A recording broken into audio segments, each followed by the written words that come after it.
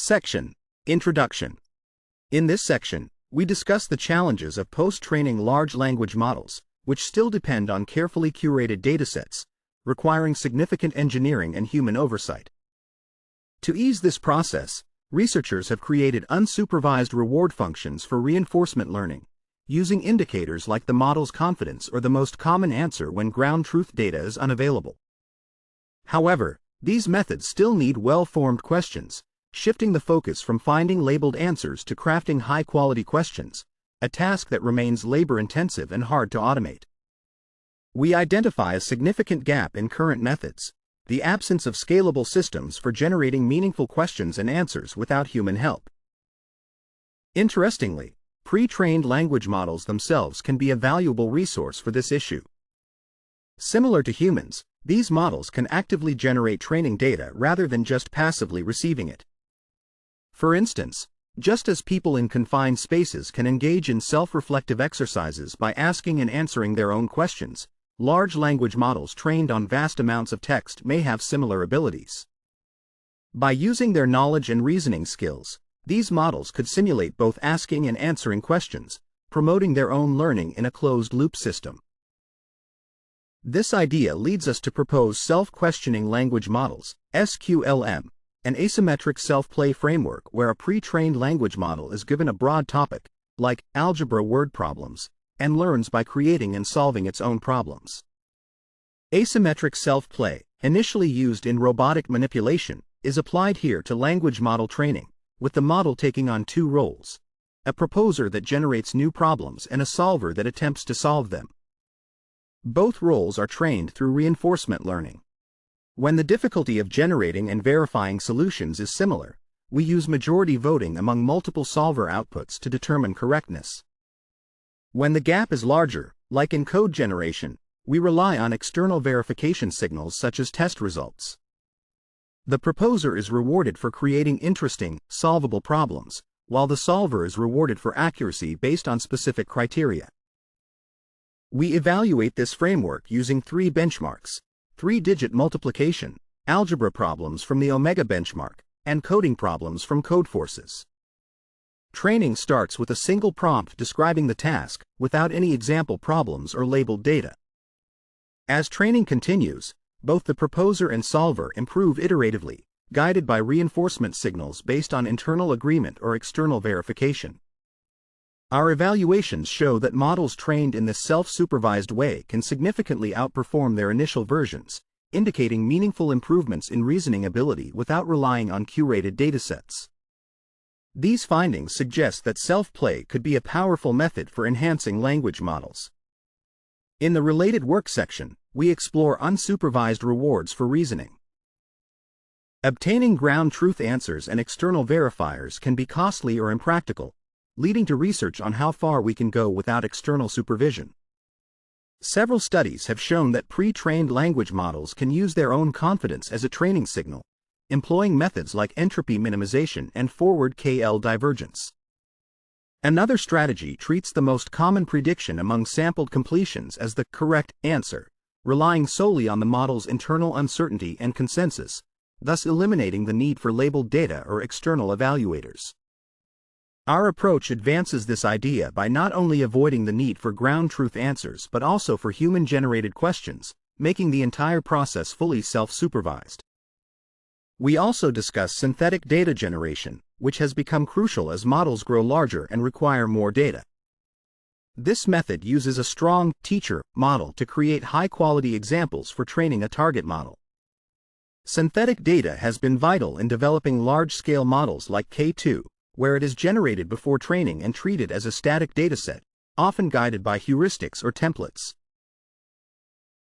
Exploration is another key challenge in reinforcement learning. Many methods encourage agents to discover new states through intrinsic rewards, with one approach measuring novelty by the agent's surprise at its predictions. Other techniques promote diverse state exploration by optimizing state entropy. GoExplore separates exploration from robustification, allowing agents to revisit promising states, while Plan 2 Explore uses a world model to target states with high uncertainty. Asymmetric self-play frames exploration as a game between agents, supporting curriculum learning. Recently, exploration concepts have been applied to language models for personalization and safety alignment, and new work introduces a reinforcement learning loop where models generate their own fine-tuning data and update directives, enabling ongoing self-directed adaptation to new tasks and knowledge. Section Summary. In this section, we discuss the limitations of current post-training methods for large language models, which still rely on curated datasets, and propose a novel approach called self-questioning language models, SQLM. This framework enables models to autonomously generate and solve their own problems through asymmetric self-play, significantly improving their reasoning abilities without the need for human-generated questions or labeled data. Section: Reinforcement learning for language models. In this section, we explore how reinforcement learning can be applied to language models for generating answers to questions.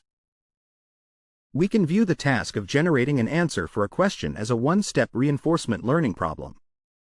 When we take a question from our dataset, the policy generates a response, and we receive a reward based on how well this response matches the expected answer. Traditionally, we calculate this reward by measuring the similarity between the generated response and the correct answer, using various methods like parsers or probability-based measures. Recently, we have seen the introduction of unsupervised reward functions that do not require the correct answer, instead relying on techniques like majority voting or entropy. We also discuss asymmetric self-play, a method that encourages self-supervised exploration by training two agents, a proposer who creates challenging tasks and a solver who attempts to solve them. The proposer earns a reward if the solver fails, while the solver earns a reward for successfully solving the task. In our language modeling context, we define a proposer policy and a solver policy, where the proposer focuses on a specific topic and the solver tries to answer the generated question. Both the proposer and solver are trained to maximize their expected rewards through reinforcement learning. This self-play setup allows the proposer's output to guide the solver, and the solver's output helps compute the reward for the proposer.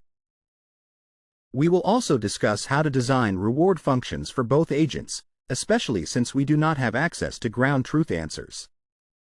A key challenge in this self-play scenario is verifying the correctness of the solver's output without ground truth answers. One simple method is for the proposer to generate both a problem and a solution, allowing us to compare the solver's answer to the proposer's solution. However, since both models are often initialized from the same pre-trained language model, they may share similar errors, making mutual verification unreliable. When the gap between generating and verifying solutions is small, such as in arithmetic, we do not require the proposer to generate a solution. Instead, we use majority voting as a self-supervised reward for the solver. We sample multiple responses from the solver and use the most common answer as a proxy for correctness. The proposer receives a reward based on how reasonable the problem is, with specific conditions for easy or hard problems. In cases where the gap is larger, like coding tasks where verification is easier than generation, we can leverage the proposer's ability to create useful information for verification, such as test cases. We define a reward system based on the fraction of unit tests passed by the solver's output, ensuring the proposer is rewarded for generating problems that are challenging yet solvable. Section Summary. In this section, we explore the application of reinforcement learning, RL, to language models for generating answers to questions, utilizing asymmetric self-play where a proposer generates tasks and a solver attempts to solve them. We discuss the design of reward functions for both roles, addressing challenges in verification without ground truth answers, and propose methods for different problem types, such as using majority voting for simpler tasks and leveraging test cases for more complex coding problems. Section: Setups. In this section, we describe our setups for evaluating arithmetic, algebra, and coding abilities. For arithmetic, we prompt the proposer to create a 3-digit arithmetic problem, which we then use as input for the solver. The solver is trained using a majority voting reward system to reinforce the most common answer. The proposer receives a reward of 1 if the problem is neither too easy nor too hard, and 0 otherwise. We generate a test set of 4,096 three-digit multiplication problems to assess the model's arithmetic skills, using Qwen 2.5-3b instruct for our experiments. In the algebra setup, we ask the proposer to create word problems involving linear equations with up to 2 variables. The rewards for the proposer and solver are the same as in the arithmetic setup. We evaluate this with a 100-question linear equation test set from the Omega benchmark, again using Qwen 2.5-3b instruct. For coding, we prompt the proposer to generate programming problems similar to easy LeetCode challenges, which take a list of integers and return either a single integer or another list. Here, the proposer also creates 5 unit tests, and the solver's reward is based on the fraction of unit tests passed. The proposer earns a reward of 1 if the solver's score is neither 0 nor 1, indicating the problem's difficulty is appropriate. We evaluate coding ability using a subset of the Codeforces test set, specifically 123 examples from the EURUS2 dataset, with Qwen 2.5 Coder 3b instruct. In our main results, we show that we can enhance the accuracy of Qwen 2.5-3b instruct by 14% in arithmetic and 16% in algebra, and improve Qwen 2.5 Coder 3b instruct by 7% in coding, all without external data. We also compare our approach to a baseline that rewards correct formatting, which shows that our method leads to real improvements in reasoning, not just formatting. The formatting reward is relevant for arithmetic and algebra but not for coding, where the expected output is longer text.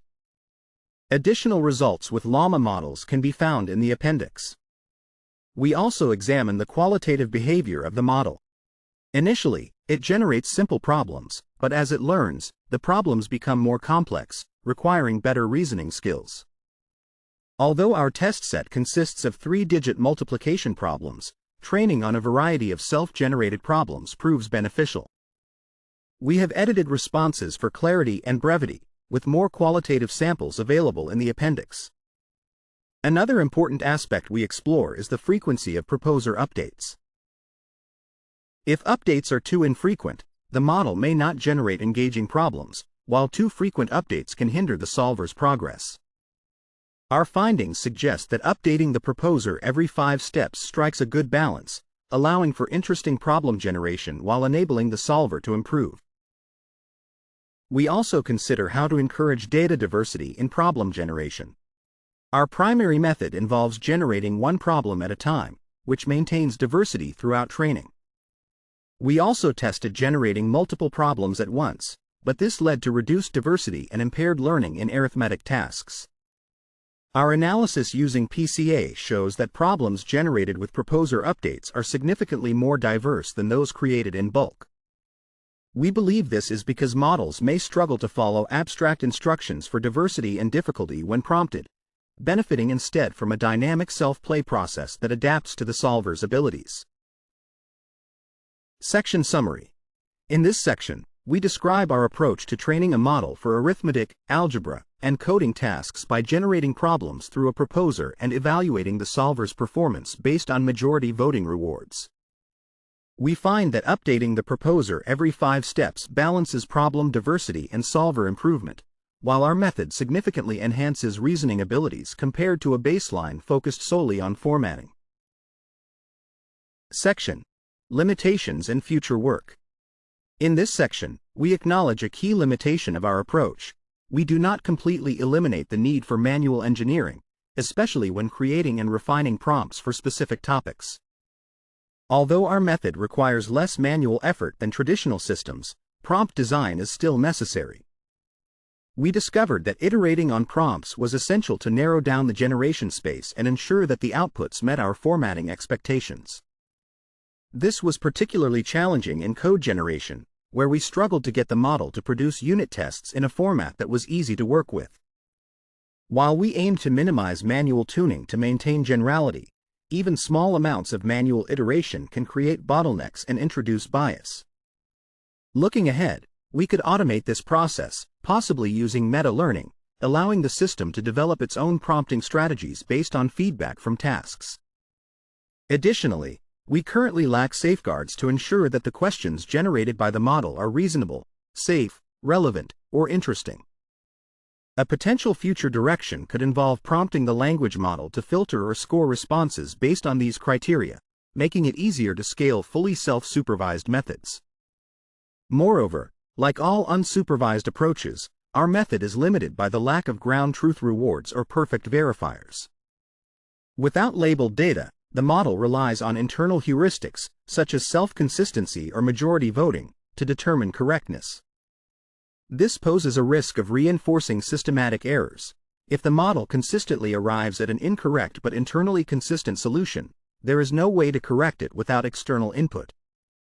One way to tackle this issue could be to integrate existing labeled datasets in a semi-supervised framework to help guide the learning process.